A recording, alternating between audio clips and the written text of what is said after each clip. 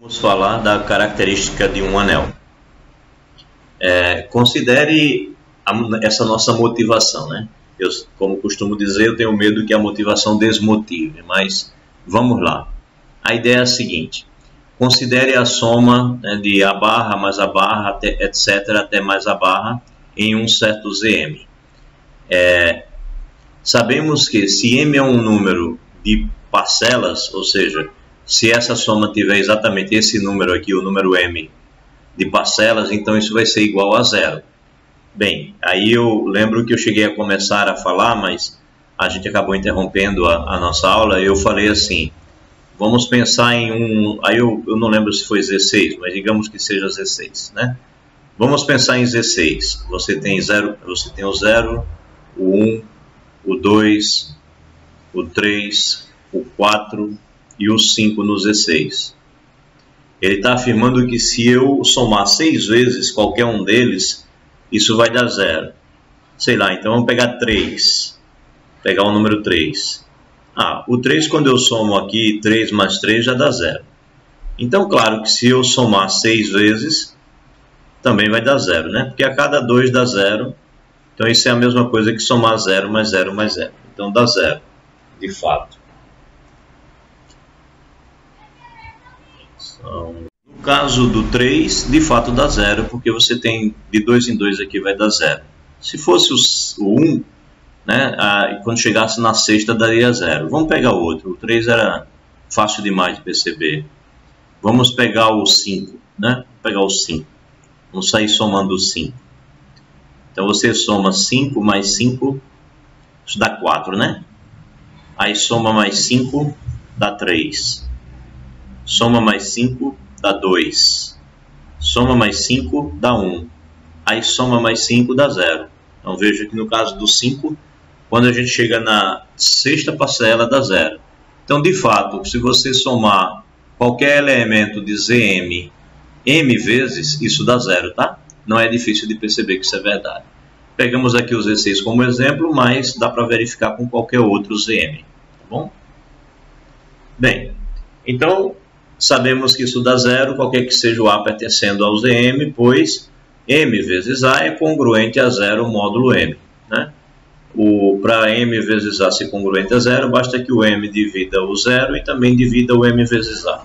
Mas é claro que m divide m vezes A, né? Porque m vezes A é um múltiplo de m, isso qualquer que seja o A pertencendo a Zm.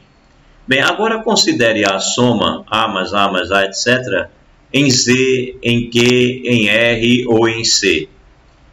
Quando vai dar zero se você não estiver somando um elemento nulo, né?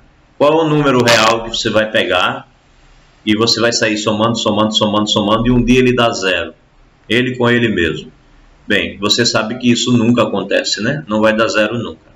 Esse tipo de coisa acontece só em conjuntos assim, finitos, e que tem um momento em que aquilo ali dá zero. Talvez haja algum infinito também, não é? A gente pode deixar a possibilidade de haver algum infinito. Até agora não temos um argumento para dizer que não. E Z, Q, R são infinitos e não acontece. Por mais que você some a quantidade que quiser de elementos não nulos, não vai dar zero nunca. Então sabemos que essa soma nunca se anula para todo elemento. A diferença para todo elemento A diferente de zero nesse subconjunto, ou nesses conjuntos, perdão. Então sabemos que essa soma nunca se anula para todo elemento A diferente de zero nesses conjuntos. Bem, múltiplos de um elemento de um anel. Então vamos precisar desse conceito para que a gente possa continuar falando dessa minha motivação e chegar ao conceito de característica de um anel. Então considere um anel A com uma adição e uma multiplicação. Particularmente, considere o grupo A mais... Bem, não era para ter esse ponto, tá? Tira esse ponto aqui. Vamos relembrar as seguintes definições. Se você tem um m maior ou igual que zero, então, por recorrência, nós definimos o seguinte: esse m que eu estou pegando aqui é um número inteiro, tá? Se eu estou comparando ele com o zero, é porque ele é um número inteiro aqui. Então, por recorrência, definimos o seguinte: quando eu falar em 0 vezes A, onde A é um elemento do anel A, eu vou dizer que isso vai ser o elemento neutro da adição do anel A, né? Então, 0, onde 0 é um inteiro, vezes A, eu vou dizer que dá como resposta o elemento neutro da adição do anel. Entendido isso? Não importa qual seja o anel. Se é um anel em ZM, ou se é um anel qualquer, né? Se é um ZM ou se é um anel qualquer, seja ele qual for, eu estou definindo essa operação aqui nesse sentido. Estou dizendo que se eu multiplicar o 0 vezes o elemento, mesmo que não faça sentido a princípio essa multiplicação, isso dá como resposta o elemento neutro da adição. Bem, agora quando eu for multiplicar um número m, que não seja 0 no caso, né, vezes A, eu vou dizer que esse produto é m menos 1, ou seja, um número a menos, lembrando que m é um número inteiro, vezes A mais ao próprio A. Isso quando eu pegar um m maior ou igual que 1. Lembre-se que anteriormente eu estou considerando m maior ou igual que 0. Né? Aí, aqui eu estou pegando o caso 0 e aqui eu estou pegando o caso para m maior ou igual que 1. O 0 daquele jeito e o maior ou igual que 1 eu defino dessa maneira. Agora eu preciso definir quando m é negativo. Então, se o m é negativo, eu vou dizer que m vezes A vai ser menos m vezes menos A. Né? Faz sentido, menos vezes menos aqui vai ser mais, e aí o que eu vou ficar é com m vezes A. Bem, o elemento m vezes A é chamado múltiplo mésimo de A. Repito, prestem atenção que esta operação foi definida agora. Esta operação não é uma operação em A. Né? Esse elemento não está em A. E esse daqui está em A. Então é uma operação que está sendo definida em dois conjuntos distintos. Tá? Agora, as propriedades para essa operação. Então, para quaisquer A que eu pegar em A e dois números inteiros m e n, temos m vezes A mais n vezes A vai ser m mais n vezes A. M vezes o menos A, ou seja, o oposto do A, é a mesma coisa que o oposto do m vezes A. E m vezes n vezes A, eu posso fazer essa espécie de associatividade, né? O m vezes n. Isso, inclusive, lembra muito espaço vetorial, né? Em que você tem um produto por escalar. O m e o n não estão no A, né? O m e o n estão em Z. Pois bem, eu tenho então essas propriedades. Proposição. Essas propriedades elas podem ser revistas, tá? Você pode dar uma olhada com cuidado para ver se é verdade. Você tem que olhar para todos os casos, tá? Para poder verificar. Você tem que olhar, considerar m maior ou igual do que 0, aí você tem que olhar o que acontece se o m é 0, depois você tem que considerar o que acontece quando o m é maior ou igual do que 1, e quando o m é menor do que 0, para todas essas situações, para verificar se essas propriedades são verdadeiras. Eu vou considerar que foi verificado, tá? Vou considerar essas propriedades como verdadeiras. Bem, então, proposição.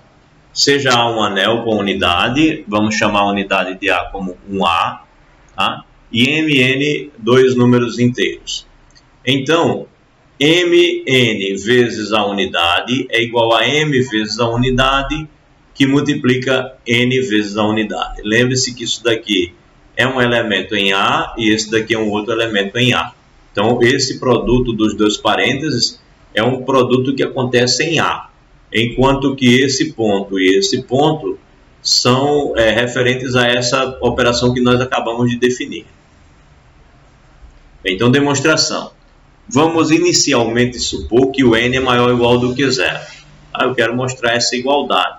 Eu vou supor que o n é maior ou igual do que 0. Como eu disse a vocês, para verificar propriedades dessa operação, você tem que testar todas as possibilidades dos números inteiros. Ele aqui optou por começar por n maior ou igual do que 0. Maior ou igual do que 0. E fazer a demonstração por indução sobre n. Ou seja, ele vai considerar o m fixo e vai pegar o primeiro caso como n maior ou igual do que 0 e vai fazer uma indução sobre n. Vou repetir, m está fixo, m de Maria está fixo.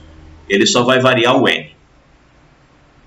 Bem, se n for igual a 0, temos o quê? Bem, se o n é 0, o que vai ser m vezes n vezes 1 vezes a?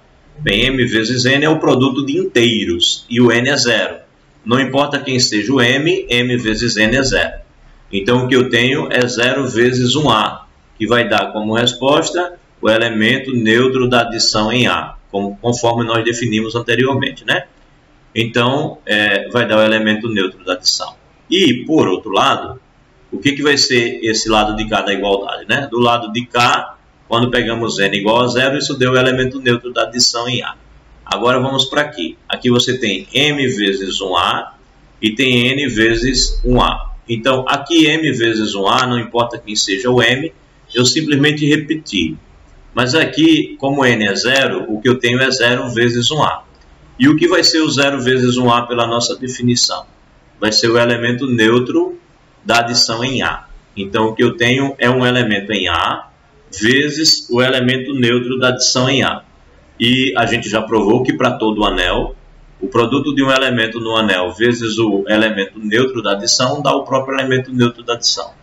Portanto, a igualdade vale para n igual a A, né? Fiz o lado esquerdo, deu o elemento neutro da adição, fiz o lado direito e deu o elemento neutro da adição. Portanto, a igualdade vale.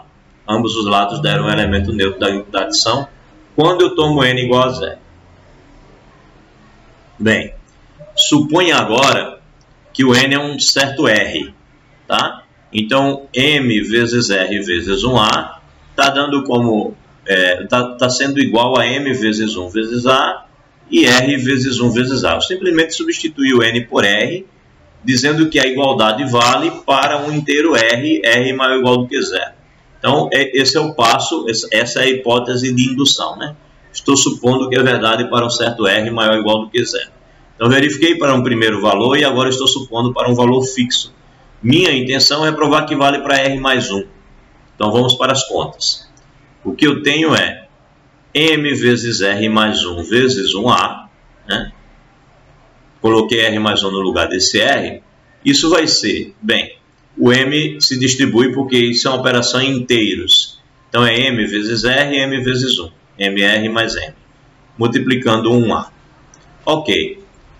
A nossa definição de operação anterior, uma das propriedades que nós mostramos na tela anterior, no slide anterior, dizia que eu posso fazer essa distribuição. Então, eu tenho mr vezes 1A e tenho m vezes 1A. Bem, só para dizer que de fato tem essa propriedade, ela deve estar aqui, ó. Está aqui, tá? Você tem MA mais NA, é M mais NA. Então, o nosso M lá é M mesmo, o N é R, e o nosso A em questão é o elemento neutro da multiplicação, é o 1A. Ok. Então, foi essa a primeira propriedade que a gente usou aqui, tá? A gente distribuiu o 1A no MR e no M. Está aqui. Foi esse passo. Pois bem, aí agora a gente vai afirmar que isso daqui, essa primeira parcela, pode ser escrita assim, e de fato ela pode. Por quê? Porque é a hipótese de indução, né? MR1A pode ser escrita como esse produto. Então, usei aqui a hipótese de indução e aqui eu simplesmente repeti. E agora, qual é o próximo passo? Bem, eu tenho um M1A. Se eu multiplicar o M1A por 1A, continua a mesma coisa, porque 1A é o elemento neutro da multiplicação. Então, acrescentei 1A aqui no final e todo o restante está simplesmente repetido, né? Mas qual é a vantagem de você acrescentar um A aqui no final? É que agora você pode colocar esse 1A, na verdade o M1A em evidência, né? Você tem o M1A multiplicando 1A e você tem o M1A multiplicando R1A. Então coloca o M1A em evidência, você tem R1A mais 1A. Ok. Aí quando você faz isso, você consegue colocar o 1A em evidência.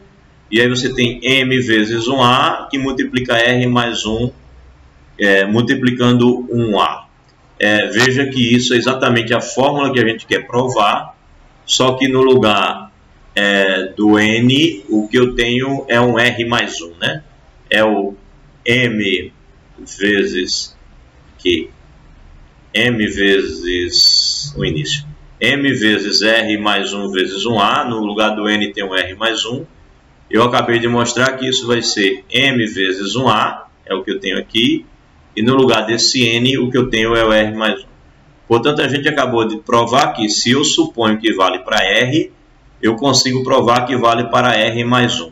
Então, o princípio da indução matemática nos diz que a igualdade vale para n igual a r mais 1, implica que vale para qualquer n maior ou igual do que zero. Então, a demonstração por indução nos fez concluir que isso daqui é verdade. Essa igualdade vale a proposição. Agora, se n for menor do que zero, o que acontece? Lembre-se que nós fizemos uma indução apenas para n maior ou igual do que zero. Para provar que vale para todo inteiro, eu preciso provar que vale para n menor do que zero. Então tá, se n é menor do que zero, o que eu tenho? Lembre-se, eu já sei que é verdade para maior ou igual do que zero. Então, o que vai ser m vezes n vezes 1a? Ora, se o n é menor do que zero, o menos n é maior do que zero. Então, se eu colocar menos e menos aqui, eu elimino o sinal, né? Eu passo a ter positivo aqui. Então, menos m vezes menos n é a mesma coisa que m vezes n. Com a diferença que agora eu estou garantindo que o menos n é um número positivo. O menos m não me interessa. A minha demonstração anterior mostra que aquilo ali vale para qualquer m. Se ele é positivo ou se ele é negativo, não interessa. Então, esse menos m pode ser positivo ou negativo, não me importa. Mas eu estou usando um menos n que é positivo. Estou usando um menos n que é positivo. E aí a demonstração anterior me garante que isso daqui, que aqui está escrito, pode ser substituído por isso daqui, né? Eu estou usando a igualdade da proposição para o caso em que o menos n é um número positivo, que foi o que eu tinha demonstrado anteriormente por indução. Então, isso daqui pode ser escrito como este produto, porque eu estou garantindo que este menos n aqui é um número positivo. Então, a demonstração anterior mostra que eu posso escrever assim. Bem, mas se eu posso escrever assim, isso daqui vai ser igual, esse menos eu posso considerar para fora, porque seria o meu menos 1, né? E a multiplicação entre os inteiros ela é associativa, eu posso colocar o menos aqui para fora, mudar a posição dos parênteses. E nesse daqui eu fiz a mesma coisa, né? Coloquei o menos para fora. A questão é que menos vezes menos aqui vai ser mais. E aí eu volto à situação m vezes 1a e n vezes 1a. Então, é verdade, essa parte também é igual a essa para o caso em que n é menor do que zero. Logo, nós acabamos de provar que vale para todo número inteiro. Bem, um corolário, ou seja, uma consequência disso, é que se A for um anel com unidade, ou seja, se ele tem o elemento da unidade multiplicativa, o elemento neutro da multiplicação, então o conjunto B, formado por Z vezes 1A, ou seja, fico variando qualquer número inteiro que eu quiser e multiplico por 1A, ele é um subanel unitário de A, ou seja, ele é subanel de A, e, além disso, ele tem a unidade multiplicativa de A, o elemento neutro da multiplicação de A. Bem, vamos a uma demonstração para verificar que é subanel, né? Primeiro, vamos verificar que B não é vazio. Então, como 1A pode ser escrito como 1 vezes 1A, temos que 1A pertence a B, né? Porque eu peguei o 1 aqui em Z, e aí 1 vezes 1A vai dar o próprio 1A. Então, assim, a gente está mostrando que o 1A pode ser escrito como um número inteiro vezes 1A, onde esse número inteiro é o número 1. Logo, B não é o vazio. É o primeiro passo para mostrar que B é um subanel de A. Tá, e vamos para o próximo passo. Seja M vezes 1A e N vezes 1A elementos de B. Veja que a proposição anterior vai nos garantir o seguinte. Então, m vezes 1a, aí eu estou operando aqui com o oposto do n vezes 1a. Lembre-se que para mostrar que é subanel, eu devo mostrar que é subgrupo aditivo, primeiro. Então, é isso que eu estou fazendo. Estou operando um elemento com o oposto do outro. Bem, mas aí isso pode ser escrito assim, né? Porque esse menos é o menos do número inteiro aqui. Então, mais menos aqui, só para poder lembrar que esta Eu posso escrever isso na forma de soma. E aí, fazendo isso, eu posso fazer o... aqui eu simplesmente peguei o menos e coloquei aqui para o n, né? Menos n, 1a. E agora o que eu tenho é aquele produto da nossa proposição, né? Separado, a soma na forma de a soma dos dois produtos. Perdão, aqui eu coloco um a em evidência, né? Basta que eu coloque um a em evidência, eu vejo isso. Então eu tenho um a vezes m e tenho um a vezes menos n. Pronto, então eu tenho essa situação. E isso está em B porque m menos n pertence a z, né? Se m pertence a z e n pertence a z, o m menos n também pertence a z. Então, operar um elemento com o oposto do outro continuará dentro de B. Esse é um dos passos para mostrar que é subanel, porque acabamos de mostrar que é subgrupo aditivo, né? Então, falta agora olhar a parte da multiplicação, se é fechada. Então, por fim, se eu multiplicar m vezes 1a vezes n vezes 1a, isso é igual a m vezes n 1a, e m vezes n é um número inteiro. Então, continua pertencendo a B. Agora, essa igualdade, sim, é consequência direta da proposição que nós acabamos de demonstrar.